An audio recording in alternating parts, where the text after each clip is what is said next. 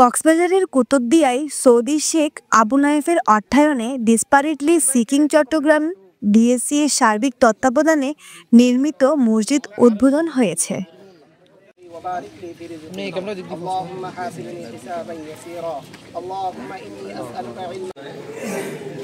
শনিবার উদ্বোধনের পর মসজিদে দুপুরের নামাজ আদায় করেন এলাকার শত শত মুসল্লি।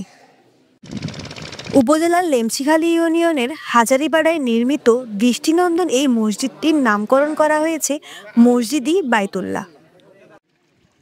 ডিসপারেটলি সিকিং চট্টগ্রামের সদস্যরা সৌদির অর্থায়নে একটি মসজিদ নির্মাণে খুদে বার্তা প্রচার করে সামাজিক যোগাযোগ মাধ্যম ফেসবুকে।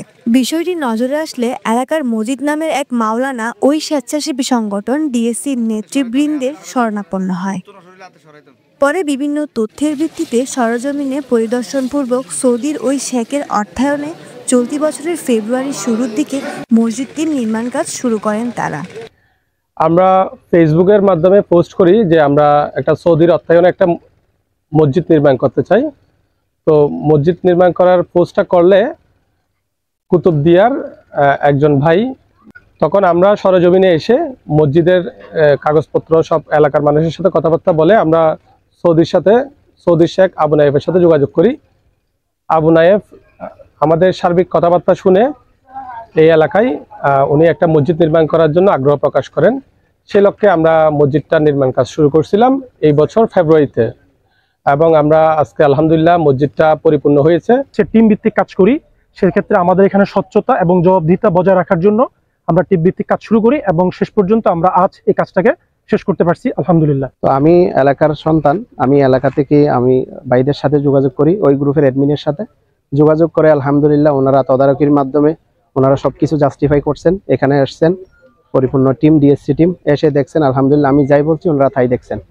তো এর উপর ভিত্তি করে আলহামদুলিল্লাহ আমাদের শুরু থেকে এই মসজিদটা ততটুকুই আসছে। আলহামদুলিল্লাহ আজকে মসজিদের কাজ পরিপূর্ণ কমপ্লিট হয়েছে।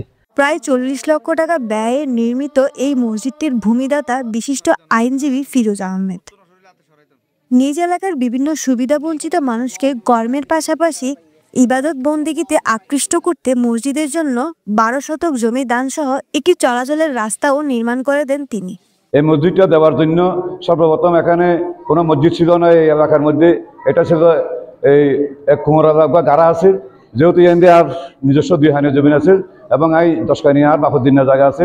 এই জমিনটা উদ্ধার করতে যাই আই বহুত বিড়ম্বনা শিকার হই রোর ভিত্তি করি এবং আর বহু বাংলাদেশের বাইরে তাই মনে করছি দেখি আর বুড়া হালের সাথে বয়সের মাঝে আর মহত্তানো কুতুব দিয়ে ওই বই ওই এবং আর খবরগান যেতে কুতুব দিয়ে হয়, সেই হিসাবে আমি চিন্তা ভাবনা করি যেখান মসজিদ গরিবার ভাই পরিকল্পনা করছি 2000 সালের ডিসেম্বরের মাঝে, এবং অর্ডার দেয় আরবার রাস্তা দিয়ে এলাকার মানুষ যাতে চলাফেরা করতে পারে ঈদের রাস্তা নেওয়া আছে। এদিকে দীর্ঘ বছর পর পাকা মসজিদে নামাজ আদায় করতে পেরে আবেগাপ্লুত স্থানীয় মুসল্লিরা।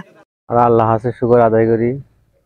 আগে মসজিদ ছিল ট্রেনের মসজিদ, এখন বর্তমান বহুত আল্লাহ তাআলার আর একটা বিশাল একটা মসজিদ ব্যক্তি এইখানে আল্লাহ হাসের শুকর আদায় করি। আমাদের আলহামদুলিল্লাহ এই মসজিদটি ফাঁকা করে দিয়েছে, সেই জন্য আমরা মসজিদ পরিচালনা কমিটির পক্ষ থেকে আন্তরিক শুভেচ্ছা জানাই।